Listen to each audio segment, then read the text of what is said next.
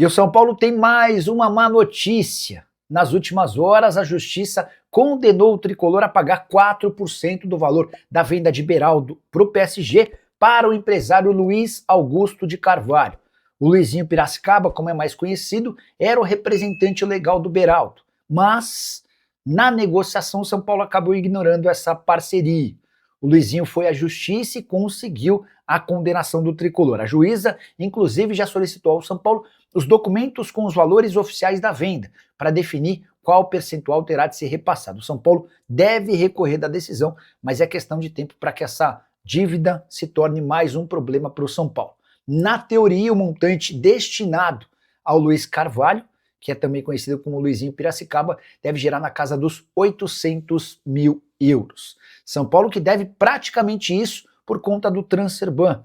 E isso o impede de registrar novos atletas. O Domingos Duarte já assinou contrato com o São Paulo, mas ainda não pode atuar enquanto o tricolor não resolveu uma pendência de quase 6 milhões de reais com a Lazio da Itália pela compra de Marcos Antônio.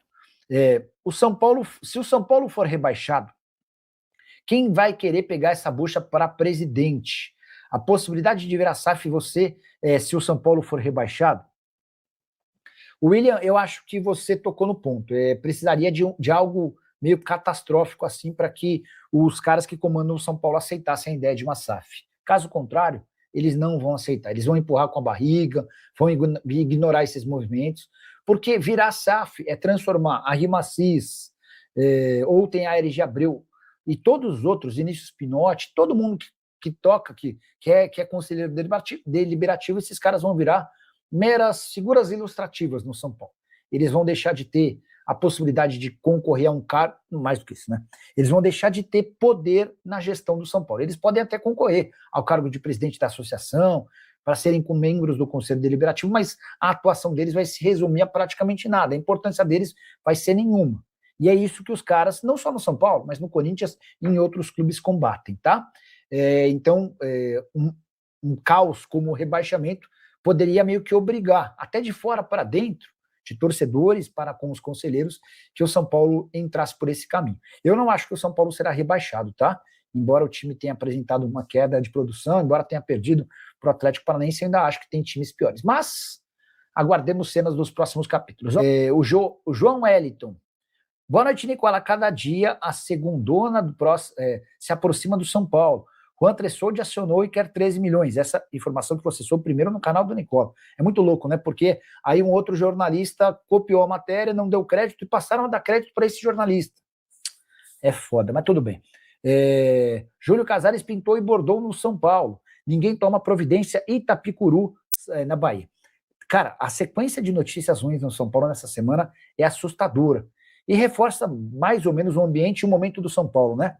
O São Paulo tomou um Transferban essa semana, por não pagar a dívida da primeira parcela da compra do Marcos Antônio, algo na casa de 6 milhões e 100 mil reais. Foi só a terceira vez na história do São Paulo com um Transferban. Embora esses 3 Transferbans tenham ocorrido no intervalo de apenas um ano. Nessa semana, o Juan Tressoldi entrou com ação na Justiça pedindo do São Paulo 13 milhões e 700 mil reais. E nessa semana, a Justiça acatou um pedido do empresário Luiz Piracicaba para que o São Paulo pague a ele 4% da transferência do Beraldo. A gente está falando de 800 mil dólares, 800 mil euros. Cara, você começa a puxar uma notícia ruim atrás da outra. Tem a derrota para o Atlético Paranaense de virada.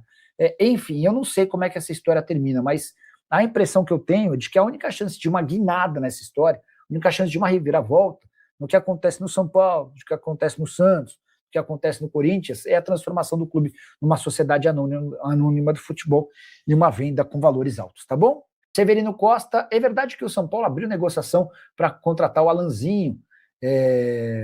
Vi essa notícia, e que, segundo a notícia, o São Paulo vai jogar no estádio do Pacaembu até 2031. Mas por que o São Paulo abriria mão do Morumbi? Enfim, deixa eu trazer uma novidade importante sobre o São Paulo, informação exclusiva que eu contei no vídeo de hoje cedo, tá? Na semana passada, o Arrimacis já havia afirmado que tinha uma tratativa avançada com uma tiqueteira. E o que eu posso contar é que ontem, quinta-feira, o Macis, o departamento de marketing e representantes da Ticketmaster se encontraram no Morumbi e apertaram as mãos, bateram o martelo em relação a um contrato de duração de 5 anos cuja antecipação vai garantir ao São Paulo cerca de 250 milhões de reais. O São Paulo pega essa grana antecipada, não é tudo de uma vez, mas essa grana entra nos cofres do São Paulo e o São Paulo e a Ticketmaster vai se beneficiando dessa antecipação com o passar do tempo.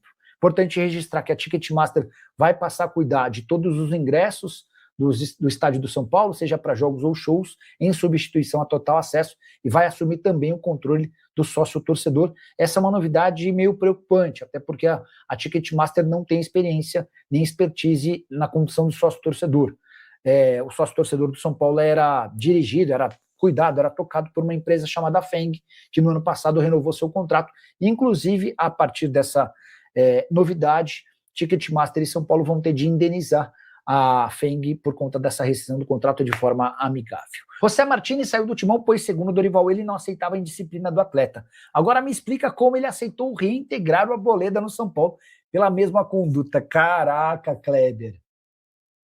Você foi bem demais, Kleber. Vamos lá.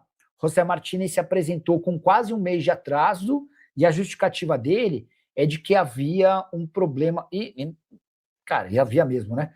A Venezuela, o presidente da Venezuela havia sido capturado pelos Estados Unidos e ele não tinha conseguido renovar o visto, uma cagada dele, um erro dele, enfim. Mas existia um motivo. O Arboleda sumiu, desapareceu, ficou incomunicável e voltou no último dia antes de o São Paulo conseguir a rescisão do contrato. E o Dorival acabou aceitando e pedindo a reintegração do atleta, né? De fato, 2 pesos e 2 medidas, você está coberto de razão. Paulo da Silva Cabral. Boa noite, Nicola. Que vergonha esse São Paulo. Pois é, né, cara? Quando a gente achava que poderia melhorar depois da saída do Júlio Casares, a verdade é que se manteve no mesmo nível, né? Teve o episódio do Casares esse ano, né? Esse ano não, essa semana eu estava elencando as coisas tristes para o São Paulo. Teve talvez o pior, eu esqueci só do pior episódio, do Casares, do GE divulgando que o ex-presidente do São Paulo, entre 21 e 25, ele gastou mais de R$1 milhão no cartão corporativo do São Paulo. Ele garante que já devolveu 560 mil, que eram de uso pessoal, o restante era de uso profissional. Entre outras coisas, 71 idas a uma casa de charutos, 53 refeições no restaurante Gero, R$20 mil gastos numa loja chamada Prada, enfim. Cara, não é fácil não. O Dominati perguntando se existe alguma chance de o São Paulo perder o Caleri. Sim, em dezembro a chance é real. O contrato acaba em dezembro, há uma diferença muito grande entre o que o São Paulo oferece e o que o Caleri pede. E aí, se não houver esse acordo, a partir de agora ele já pode assinar um pré-contrato para sair de graça em 1º de janeiro. O Caleri pede R$1.700.000 por mês de salário, o São Paulo oferece 1,5. O Caleri quer que os R$7 milhões da dívida sejam pagos de maneira parcelada e o São Paulo à vista, e o São Paulo quer parcelar. O Caleri pede R$9 milhões de luvas, o São Paulo oferece R$2 milhões. O Caleri pede bônus por títulos e classificação para Libertadores e Mundial e o São Paulo não quer dar bônus para ele. Tá bom? Nicola, saiu agora à tarde que o São Paulo parece que vai trocar o gramado do Pacaembu para jogar lá, enquanto tiver show no Morumbi até 2031. Pois é, Severino, essa é uma alternativa, mas o primeiro movimento seria acabar com o campo de grama artificial no Pacaembu. Só que o Pacaembu criou a grama artificial para a realização de shows, e são vários. O Santos, por exemplo, queria enfrentar o CV na semana que vem em São Paulo, mas não conseguiu no Pacaembu por conta de um show. E agora o Santos está negociando com o Corinthians e com o São Paulo para jogar ou na Neoquímica Arena ou no Morumbi. Como é que você resolve essa questão dos shows no Pacaembu? E o estádio do Pacaembu foi reconstruído para ser uma arena de shows com estádio natural, com grama natural. Boa noite, Nicola. Você já falou do São Paulo? Já falei, mas a gente pode trazer outras atualizações. Eu estava contando, por exemplo, do acordo com a Ticketmaster.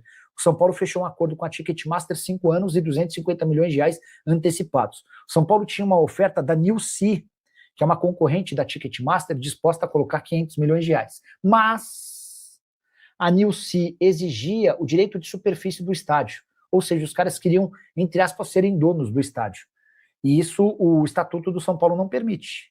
Então, o Maciço precisou rejeitar a proposta da Newsea, que é responsável pelo facial do estádio do Palmeiras, para fechar com a Ticketmaster, e ele está desesperado por dinheiro, tá? Fala, pessoal. Estamos aí com atualizações importantes do São Paulo. Se inscreva e ative o sininho para receber mais atualizações do Tricolor. Deixe seu like, que é muito importante para o crescimento do canal.